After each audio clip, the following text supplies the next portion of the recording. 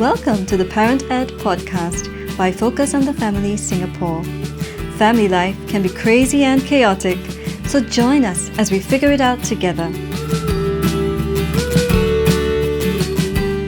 Hello and welcome to the Parent Ed podcast. My name is Aaron and I'm your host for this episode.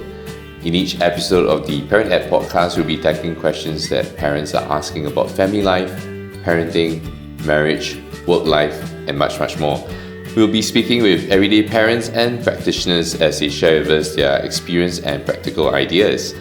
We hope that you'll keep tuning in to learn with us and to grow personally in your journey as parents. Failures and setbacks are part and parcel of life. They teach us valuable lessons and critical life skills such as perseverance, tenacity, and grit. And it gives us opportunities to bounce back stronger as a more resilient individual. But if failures are to be expected as part of one's learning and growing, why are our youth so afraid of failing? How can we create a healthier mindset towards failure in youth? And what do we need to develop mentally stronger youth? Here to explore this topic with me on today's episode is Matthew Liu. Welcome to the Parent Ed podcast, Matthew, and thank you for joining us today. Thank you for having me here. Would you like to start by introducing yourself to our listeners for us to get to know you and what you're currently doing? So my name is Matt. Those of you who are very active on Facebook, you might see this guy called Matthew Zachary Liu who writes really long posts on social media. A lot to do with the next generation, so the youths, kids in school, and also how parents can continue to support their children as they grow up. Because this is what I do. I used to work a lot with schools, but these days I work as a life coach, so very closely with families. Thanks for joining us today. In a 2019 study by the Organization for Economic Cooperation and Development, also known as the OECD, 3 in 4 Singaporean students responded that they were afraid of failure, which is higher than their global counterparts. In addition, Singapore has the highest percentage of students, about 78%, agreeing or strongly agreeing that when they fail, this makes them doubtful about their plans for the future. Now, on one hand, some youth use failure to propel forward to become a better version of themselves. Yet, on the other hand, some teens become immobilized by fears of failure and become reluctant to try new challenges. So, Matthew, you've interacted and worked with many youths. What do you think are some of the reasons for this mentality, especially here in Singapore, where students feel that they cannot afford to fail? I think, first of all, because we live in a society in Singapore that's very competitive. From a really young age, parents sometimes are like, I need to get my kids learning the alphabet at a certain age. Why isn't my kid walking, talking by a certain age? And then there's the primary school balloting and all that. So it's always this competitive culture from society that transcends down to parents themselves and then even the children. And sometimes even if they don't actually explicitly say it, the children feel it. And that creates that fear, right? Because I know my parents expect something of me. I know that they are wanting me to score a certain grade, go to a certain school, and I'm afraid I'll disappoint them.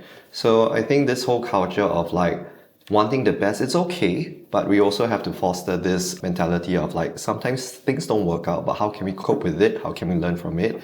And just move on better from it. Because otherwise, if success is the end goal and failure is not an option, then everyone else who falls between the cracks, right? They're not going to be able to move on when things don't go the way they planned it. Most of us have experienced failure, some sort of failure in our lives, right? And we are not immune to that. But I believe in this current generation, the narratives of success definitely have shifted over the years. In what ways do you see a holistic approach towards success these days? It's no longer just an academic success. It could be your strengths or gifts in other areas. So do you see that in youth, and do they say that, I don't want to just pursue academic success, I'm also pursuing other areas? I think it's slowly shifting, especially within schools, because it used to be very academic focused. But right now it is shifting towards hey, students have different strengths and they have different interests that they might want to pursue or that they could be gifted in. Some kids may be better at sports. Some kids are talented in the arts. Some kids, they like to game. And it's to really just let them know their options. But what the school is doing and what parents still believe, it needs to meet in the middle. Otherwise, it's kids say, I want to be a YouTuber, for example, and there are platforms, opportunities for them to pursue that. But then parents still step in and say, no, that's not what I want you to do. That's not a future for you. So I think it's shifting. but also parents need to evolve as well, because the traditional mindset of like, oh, you need to be a doctor, a lawyer, you need to be an engineer. Those are, yes, like society might think those are good jobs, but we are evolving, and certain jobs that may have existed before, definitions of success, may no longer apply in future because there'll be new jobs created, and the kids need to grow into those roles. So many of our podcast listeners are parents, and very often they tell us that they want the best, only the best for their children, and what matters is their kids actually try their best. However, in wanting to motivate their child or to stretch them to reach their potential, parents sometimes use guilt, shame, or even anger, right, to push them without realizing that what the child hears is no longer about the emphasis on the efforts, but it's actually just the achievements at the end of the day. So what are your thoughts on that as a coach and mentor to young people? If you could convey what the teens want to say to their parents and in regards to maybe success or even their parents' expectations, what will you tell parents? One of the things that I guess connects me with the youths is because when I was young, my mom is Korean, by the way. So if you think that Singaporeans are very kiasu, right? Koreans are a whole different level, because Koreans, like, your university admission exam, it's really a matter of life and death. Because if you don't get into certain university, some students may just take their own life, because that is the amount of pressure that they face from society. And even in Singapore's context, it's not that stressful, I would say, compared to Korea, but it's still stressful on the youths, because sometimes parents, they will have this expectation, and the expectation may be born from the fact that they want the best for their children because they didn't receive the best when they were growing up. So they say, now I can afford it, now I have the means to support my child, I definitely want to give them the best. But at the same time, sometimes parents have to take a step back and like, it's the best you want for your child, but what is the best for your child? What does your child want? And that conversation needs to happen, because speaking to a lot of students that I've interacted with, in primary school, for example, there are 3 different levels, right? There are the high ability, mid ability, low ability. And I've noticed very different characteristics of each group. So the high ability students, very intellectual, very smart, go for a lot of tuition classes, but they've been conditioned to be so competitive that if they fail, first of all, they're afraid that they'll disappoint their parents. Secondly, they feel pressured because they are in a very high performing class where everyone is scoring AL1, AL2, and if they fall short of that, it's like, I'm a failure. I'm embarrassed to let my peers know that I failed, even though it's still perfectly fine. And the third thing about the high-performing students is they feel like they need to always perform at a high level, and anything short is like, I'm not normal. Their benchmark of normal is they have to score distinction. Then those in the opposite end of the spectrum, those in the low ability class, the main thing that they lack is confidence. And actually, the stem of it is absent parenting sometimes, because the parents are absent. Parents are not involved in their learning, not involved in their growth. They make a lot of decisions that may not lead them on the right path, but very sadly, some parents don't care. And it's not just academics, but really not involved, don't care about the child's life. That's why they fall through the cracks sometimes. And as much as educators in school invest their time, effort, love into the kids, if they go home and that is absent, it will lead them into a path where like they feel, I can't change my life because this is how my life is. Surprisingly, those in the middle, those in the mid-ability, maybe academics aren't that great. Maybe they're not exactly performing very badly. They're okay. Society would term them as average kids, right? But a lot of them are happy. And really when I asked some of these kids like, hey, your grades are okay, but how's things at home with your family? And they'll say, oh, like my parents, they spend a lot of time with me. We have very open communication. I know they love me. They spend time with me. And I think that is key, like spending time with your children. Because those in the high performing classes, for example, parents may not spend time, they spend money. And that's their way of like, I'm showing you love, I'm giving you the best by sending you for more tuition classes, by buying you more assessment books. But that's not love. That's not how your child is receiving and perceiving love. Those who are in the mid-ability, they have time with their parents and they grow up okay. Like even though they may not be classified as like the best students in school, but they turn out the best actually, holistically.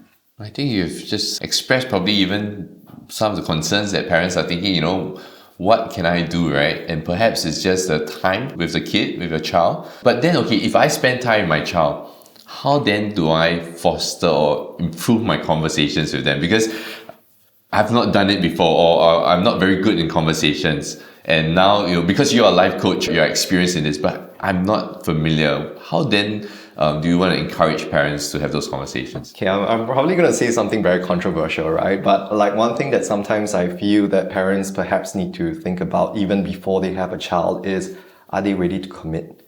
Because maybe it's this Asian mentality of like, oh, the rite of passage is like we get married, we get a house, we start a family, we have our own kids, and this is how the Singapore life cycle works, right? But if you're not ready to bring a kid to this world and commit to it for a lifetime, bringing a child up, then don't have a kid because it's unfair to the child. Maybe it's also, for some parents, a step that they're not ready to take. And then they start to realize all these things when they have a child. And then if parents do decide to bring a child to the world, then you need to commit that time. And the crucial period, I believe, is when the child is growing up. Because as the child grows up, even before they enter primary school, if the parents are not involved in their life, if you give them a gadget, if you hire a helper, if you just put them at your parents' or in-laws' place, then it's like, where are my parents? And if you miss that opportunity to bond with them as they're growing up, the gap is going to grow even wider. And as they enter secondary school, they'll be very influenced by their friends. And that will be the biggest challenge for parents because that's where I cannot communicate with my child. The children will feel like my parents, they don't understand me because that was not fostered while the child was growing up. So I think for parents to really like connect with their child first is as they're growing up, spend quality time with them. Quality time also is, for example, family dinner or sometimes when you're eating out, right? It's not surprising to see like you could walk to any restaurants, whole family sit down together, and you know what the scene might be?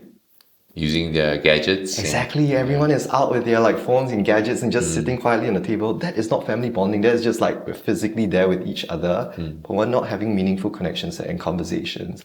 So I think parents could start that by being an example themselves. If they say no phones on the table, they really have to put aside their phones as well and intentionally start conversations that might be awkward at first because it's not a norm that they communicate so openly.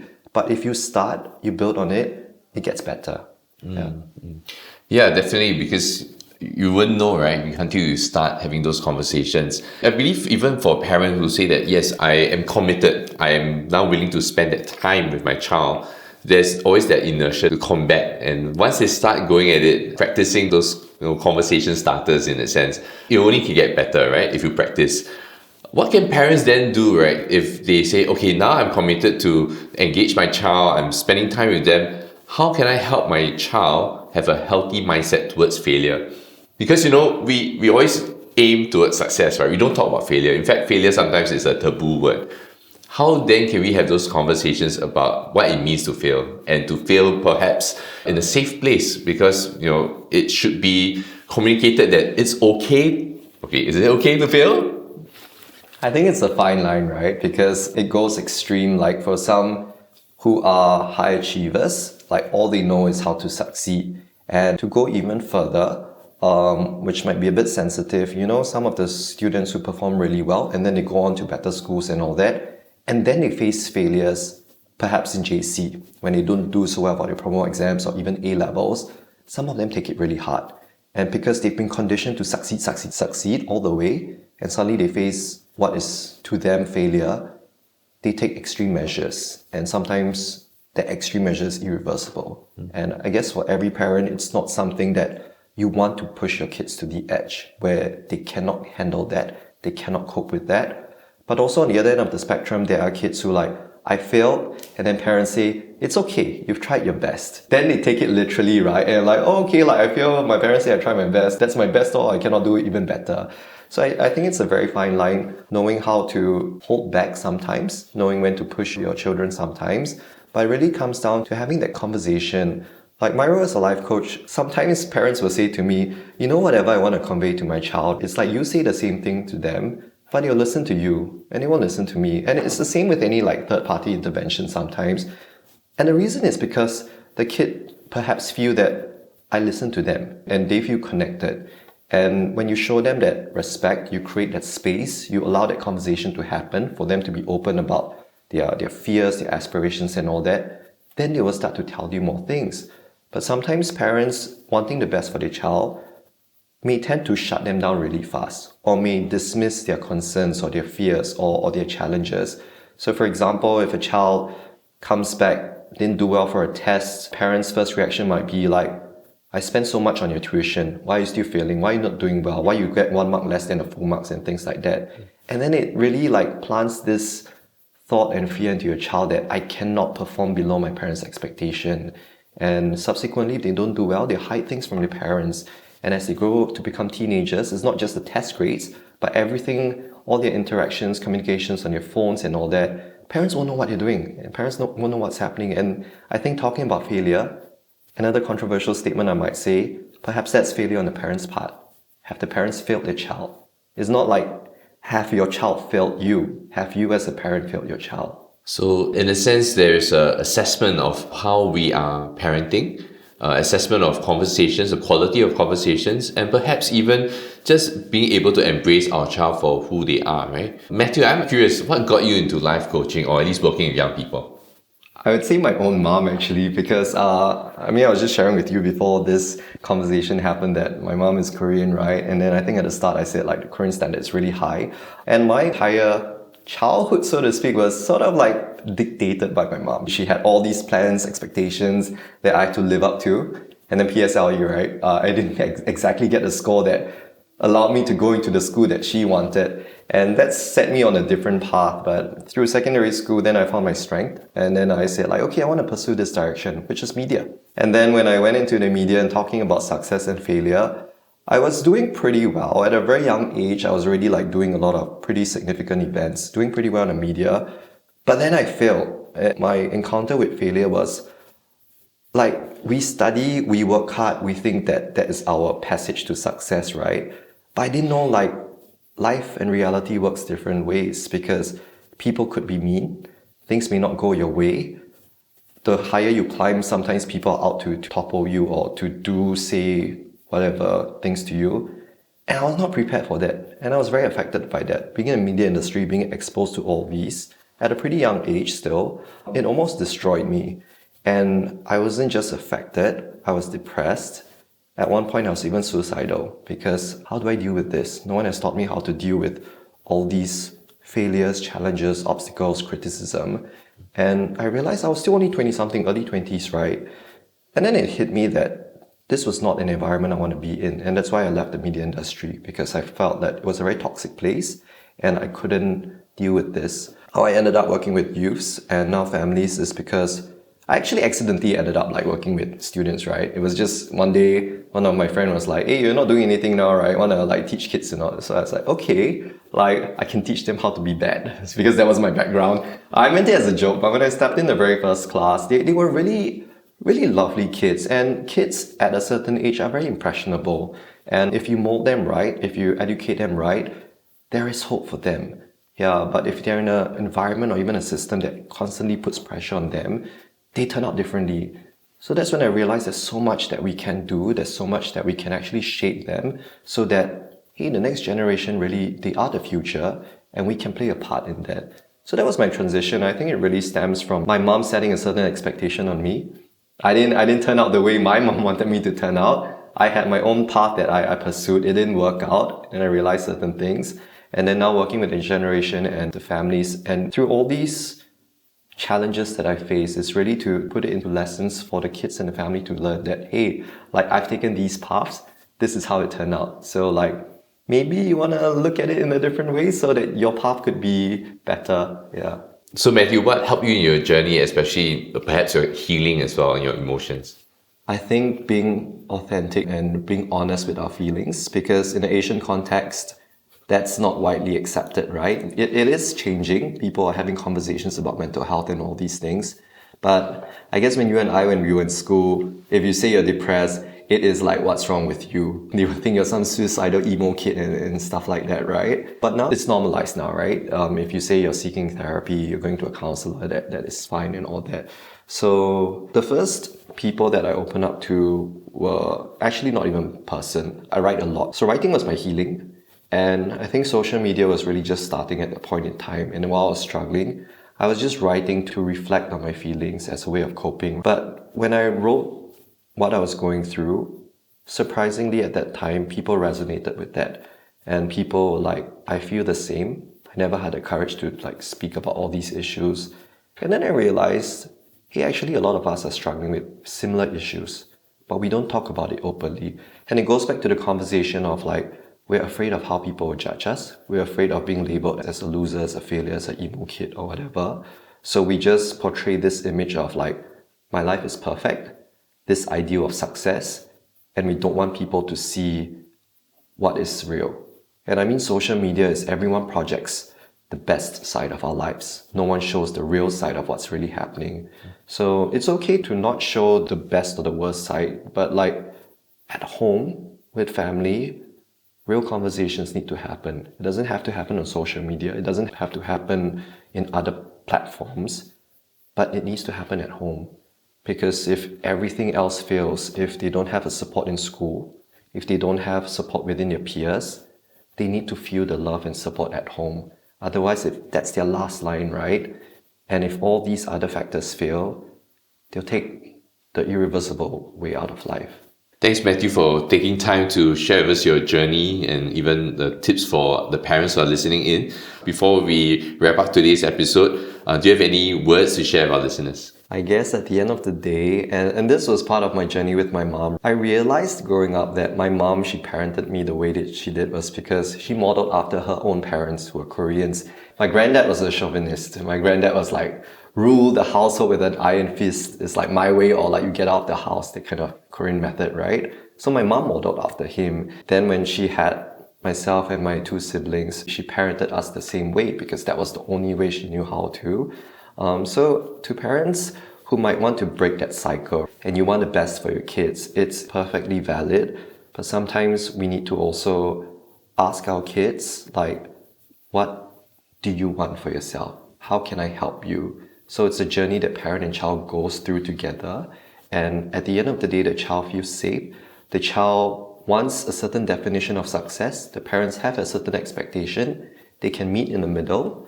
If they face challenges, if they face failure, they are supported, they are encouraged. It's not the end of the road. And it's a constant journey that parent and child are growing together. It's not just through school there.